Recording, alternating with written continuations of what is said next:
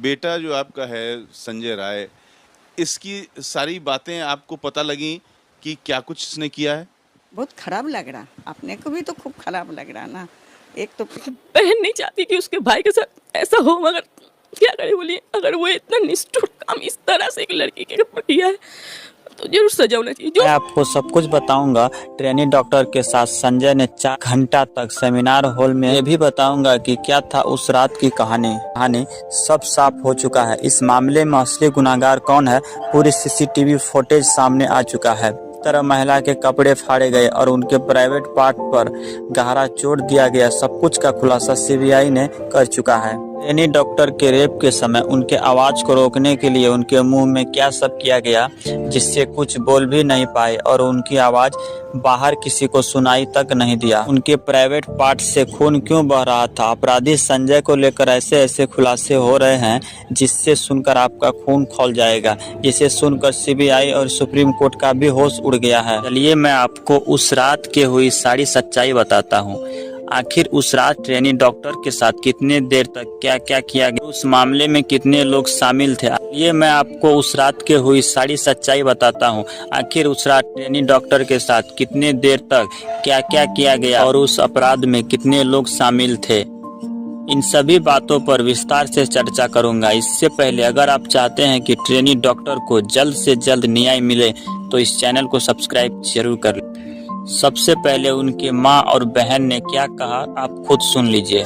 शरीर में कोई कपड़ा नहीं था, पैर दोनों राइट एंगल में मिला गया, एक पाँव बेड के इस तरफ, एक पाँव बेड के इस तरफ मिला गया। ट्रेनी डॉक्टर के सेमिनार हॉल में उस रात कैसे गया और क्या सब किया। दरअसल सेमिनार हॉल में ट्रेनी डॉक्टर सोई हुई थी और संजय राय शराब के नशे में उनके कमरे में घुस ट्रेनी डॉक्टर के साथ जबरदस्ती करने लगा। जैसे ही उससे महिला डॉक्टर की नींद खुली, उन्होंने खुद को बचाने का बहुत प्रयास किया और जोर जोर से आवाज निकाली।